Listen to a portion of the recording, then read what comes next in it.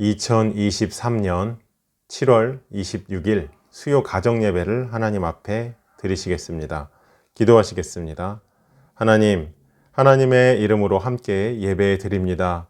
이 예배 시간에는 주님의 사랑과 은혜, 그리고 주님께서 우리에게 주신 크고 작은 축복들을 함께 누리기를 원합니다. 예수님의 이름으로 함께 모인 이들이 주님께서 열어주신 대로 믿음과 목표로 향하는 성장을 함께 할 수 있기를 기도드립니다. 예수님의 이름으로 이 모든 것을 기도하옵나이다. 아멘. 사도신경으로 신앙을 고백하도록 하겠습니다. 전능하사 천지를 만드신 하나님 아버지를 내가 믿사오며 그 외아들 우리 주 예수 그리스도를 믿사오니 이는 성령으로 잉태하사 동정녀 마리아에게서 나시고 본디오 빌라도에게 고난을 받으사 십자가에 못 박혀 죽으시고 장사한 지 사흘 만에 죽은 자 가운데서 다시 살아나시며 하늘에 오르사 전능하신 하나님 우편에 앉아 계시다가 저리로서 산 자와 죽은 자를 심판하러 오시리라. 성령을 믿사오며 거룩한 공예와 성도가 서로 교통하는 것과 죄를 사하여 주시는 것과 몸이 다시 사는 것과 영원히 사는 것을 믿사옵나이다. 아멘.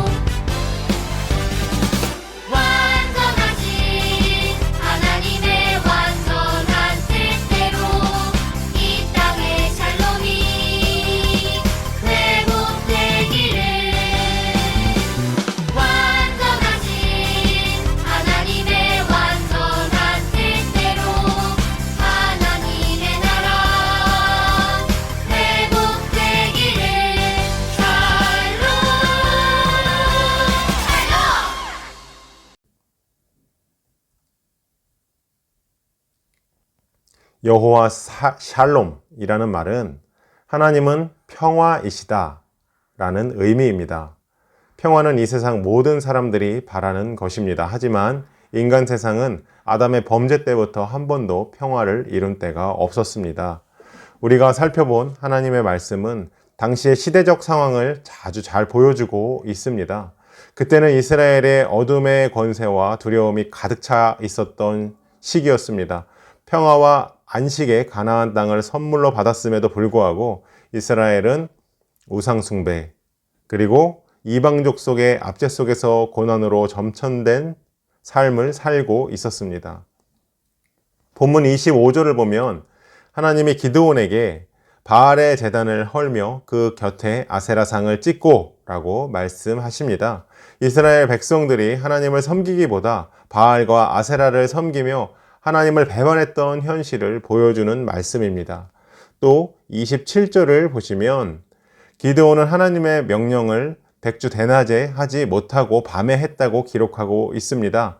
하나님의 말씀에 순종하는데 두렵고 겁이 나서 낮에 하지 못하고 밤에 했다는 것은 당시 우상의 세력이 얼마만큼 강했는지를 알 수 있게 해주는 대목입니다. 마침내 밤에 기드온이 바알의 단을 헐어버리고 아세라 상을 찍었습니다. 그러자 사람들이 기드온을 죽이라고 말합니다. 어떻게 하나님을 믿는 백성들이 바알의 단을 헐고 아세라 상을 찍은 사람을 죽이라고 말할 수가 있었을까요? 기드온은 하나님의 말씀에 순종하고도 두려움에 떨어야 하는 상황에 직면해 있는 것입니다. 이렇게 불안에 떨고 있는 상황에서 기드온에게 필요한 것이 무엇일까요? 자기를 보호할 수 있는 군사력? 아닙니다. 그들에게 갖다 바칠 양식? 이것도 아닙니다. 학식, 지식, 경험일까요? 아닙니다. 그 무엇으로도 기드온의 마음을 안정시킬 수는 없었습니다. 두려움과 공포, 그 가운데 떠는 기드온에게 가장 필요한 것은 마음의 평화입니다. 두려움과 근심, 걱정을 넘어서는 바로 하나님이 주시는 평화, 이 평화가 가장 소중했던 것입니다. 하나님께서는 이 모든 일이 일어날 것을 알고 계셨습니다. 그래서 미리 이 일을 명령하시기 전에 기드온에게 제단을 쌓을 마음을 주셨던 것입니다. 기드온은 그 제단을 쌓고 여호와 샬롬이라고 명명합니다. 그 의미는 여호와는 평강이심이라 라는 말입니다. 기드온은 왜 그 단을 그 이름으로 불렀을까요? 기드온은 이스라엘을 미디안에서 구원하는 사역을 감당할 때 가장 필요한 것은 하나님이 주시는 평화임을 너무나도 절실히 깨닫고 있었던 것입니다. 그때부터 그는 모든 일에 평강 주시는 하나님을 의지하기로 결단한 것입니다. 그의 마음대로, 그의 믿음대로 하나님은 기드온에게 평강의 하나님으로 찾아오십니다. 마음을 안정시키고 두려움과 공포를 쫓아내고 사명을 감당할 수 있도록 하늘의 능력을 베푸시는 평강의 하나님이 그의 마음을 주장하신 것입니다. 기드온은 그야말로 천군만마를 얻은 것보다 더 소중한 하늘의 능력과 권세를 얻은 것입니다. 이것은 기드온에게 부어주시는 최고의 축복이었습니다. 그렇다면 기드온에게 최고의 선물이었던 평화의 선물을 어떻게 하면 우리도 받을 수 있을까요? 세 가지로 알아보도록 하겠습니다. 첫째, 샬롬의 축복은 하나님 앞에 헌신할 때 찾아옵니다. 본문 11절에 보면 기드온은 미디안 사람들에게 들키지 않으려고 포도주 틀에서 몰래 밀 이삭을 타작했던 사람이었습니다. 그만큼 상황이 열악했다는 것입니다. 그저 근근히 입에 풀 칠하기 위해서 살아야 하는 상황을 나타내주고 있는 말씀입니다. 그런데 오늘 읽은 19절에 보면은 그런 기드온의 놀라운 헌신이 나옵니다. 그가 염소 새끼 한 마리로 요리를 만듭니다. 그리고 밀가루 한 에바로 누룩을 넣지 않은 떡을 만듭니다. 그리고 고기를 소쿠리에 담고 국물은 그릇에 담아서 여호와의 사자 앞에 드렸다는 것입니다. 미디안 백성들이 농작물의 소출을 모두 가져가서 그나마 남긴 이삭을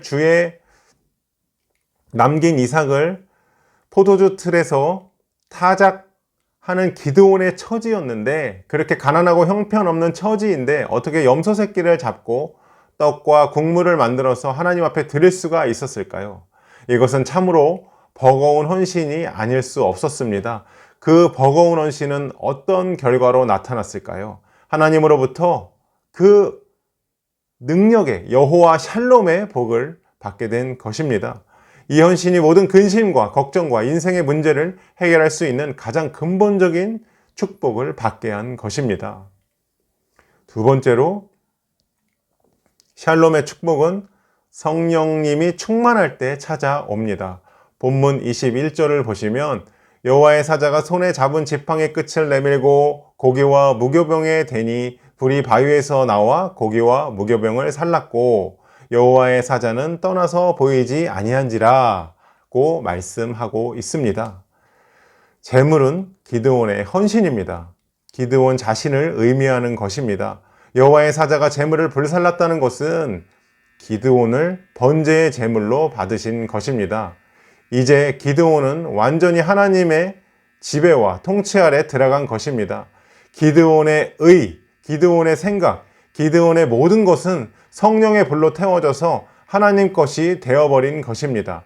그렇기 때문에 하나님의 평강이 그의 마음속에 임하는 것입니다. 이것을 가리켜서 성경은 뭐라고 말하고 있죠? 성령 충만, 성령 충만이라고 말하는 것입니다. 하나님이 통치하시고 하나님이 다스리시는 것, 내 생각, 내 경험, 내 의지가 아니라 성령 하나님께서 나를 다스리시고 이끌어 가시는 것입니다. 예수 그리스도를 주로 고백하는 순간 나의 전 인격은 십자가에 못 박혀 죽었습니다. 아멘. 바울은 갈라디아서 2장 20절에서 내가 그리스도와 함께 십자가에 못 박혔으므로 이제는 내가 산 것이 아니라 내 안에 그리스도께서 사신 것이다 라고 말씀하고 있습니다. 내가 예수 그리스도를 구주로 고백하는 그 순간에 내 의지도 내 생각도 다 주님께 옮겨졌습니다. 이제는 철저하게 우리의 몸과 마음과 인격이 주님의 것이 되어 성령의 다스림 속에 있게 되는 것입니다. 이것이 바로 성령의 충만인 것입니다. 성령 하나님, 즉 파라클레토스로 말하는 위로자 성령님, 권고자 성령님, 상담자 성령님, 평화의 왕, 평강의 왕이신 성령님께서 나를 다스리십니다. 그래서 우리 마음의 평화가 넘치게 되는 것입니다. 마지막으로 세 번째로 샬롬의 축복은 하나님과의 사랑의 관계가 회복될 때 찾아옵니다. 다시 말하면 하나님과의 끊어진 다리가 연결될 때 우리의 신분이 죄인에서 의인으로 바뀌게 되는 것입니다. 22절에 보시면은 기드온이 준비해서 드린 제물을 하나님께서 불살라 연락하시는 것을 볼 수 있습니다.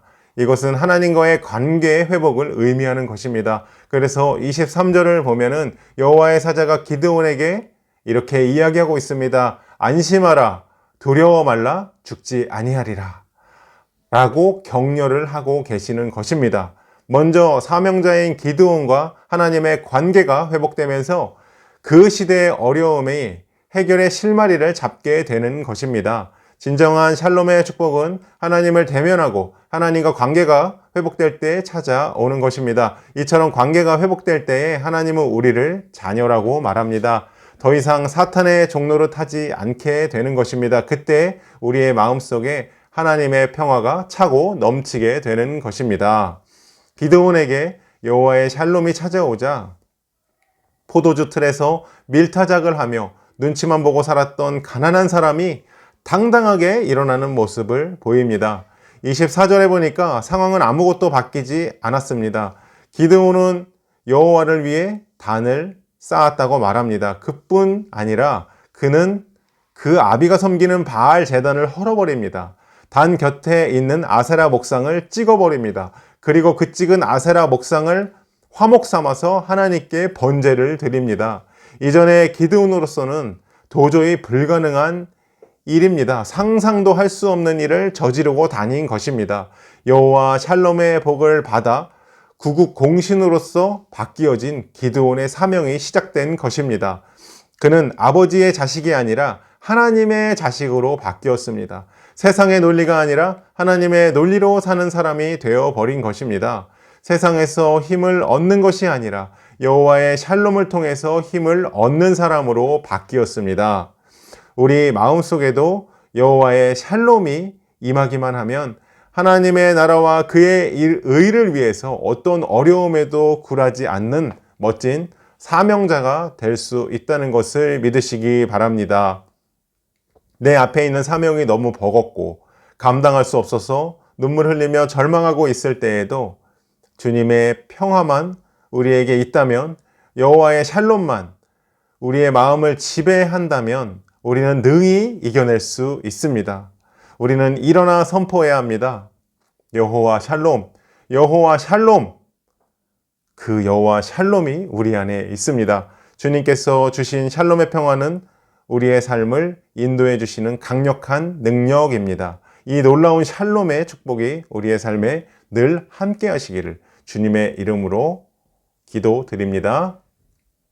우리 이 시간 다 같이 기도할 때 하나님의 말씀에 기도원처럼 순종하는 사람이 되게 해달라고 기도하시고, 두 번째로 여호와의 샬롬이 마음에 충만하게 해달라고 다 같이 한 목소리로 기도하도록 하겠습니다.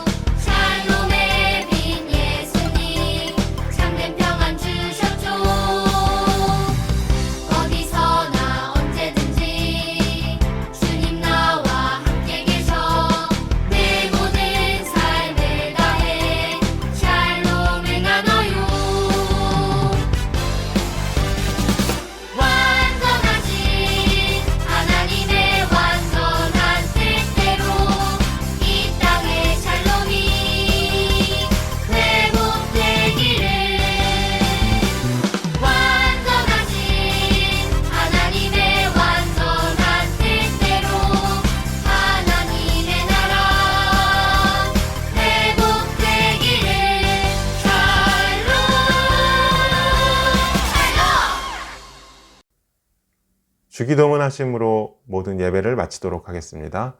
하늘에 계신 우리 아버지여, 아버지의 이름이 거룩히 여김을 받으시오며 나라가 임하옵시며 뜻이 하늘에서 이룬 것 같이 땅에서도 이루어지이다. 오늘날 우리에게 일용할 양식을 주옵시고 우리가 우리에게 죄 지은 자를 사하여 준 것 같이 우리의 죄를 사하여 주옵시고 우리를 시험에 들게 하지 마옵시며 다만 악에서 구하옵소서. 대개 나라와 권세와 영광이 아버지께 영원히 있사옵나이다. 아멘. 나는 하나님을 예배하는 예배자입니다.